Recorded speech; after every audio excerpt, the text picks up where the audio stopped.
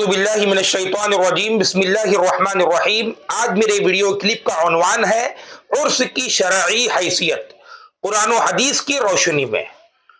معزز سامعین، عرس کوئی تماشا نہیں، یہ اللہ کے نیک بندوں کی یاد ہے، یہ ایمان کی تجدید ہے، اور عرس جو ہے نیکی کی طرف واپسی کا موقع ہے۔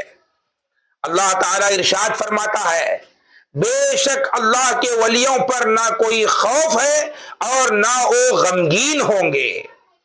اور نبی کریم صلی اللہ علیہ وسلم نے ارشاد فرمایا، جب نیک لوگوں کا ذکر ہوتا ہے تو اللہ کی رحمت نازل ہوتی ہے۔ پس عرس کا مقصد ولی اللہ کے طریقے کو یاد کرنا ہے، نہ کہ رسم، شور یا نمائش۔ عرس ہمیں کیا پیغام دیتا ہے؟ عرس ہمیں یہ پیغام دیتا ہے کہ اصل کامیابی تقوی اور پرہیزگاری میں ہے، اصل کامیابی عزت اتباع سنت میں ہے، اصل کامیابی بزرگی، عبادت، اخلاص اور خدمت خلق میں ہے۔ معزز سامعین، ولی وہ نہیں جو کرامت دکھائے، ولی وہ ہے جو شریعت کا پابند ہو۔ معزز سامعین و ناظرین، عرس کیسے منایا جائے؟ درست اور مسنون طریقہ میں آپ کو بتاؤں۔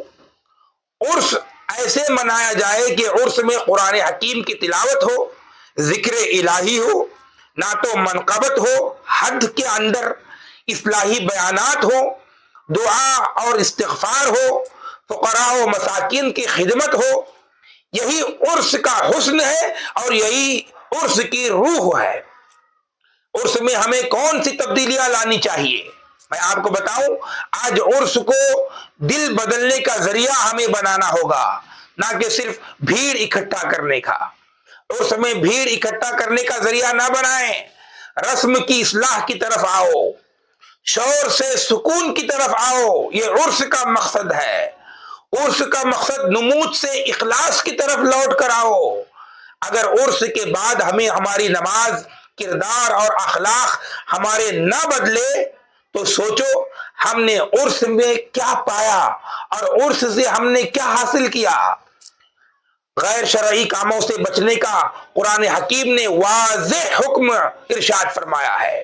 اللہ تعالیٰ فرماتا ہے، اور دین میں غلو نہ کرو۔ نبی کریم صلی اللہ علیہ وسلم نے فرمایا، جس نے ہمارے دین میں وہ چیز داخل کی جو دین میں نہیں، وہ مردود ہے۔ لہذا عرس میں بے پردگی ہرگز نہیں ہونی چاہیے، عرس میں ناچ گانا ہرگز نہیں ہونا چاہیے، عرس میں فضول رسمیں، غیر شرعی نعرے، شریعت سے ٹکرانے والے اعمال ہرگز نہیں ہونے چاہیے۔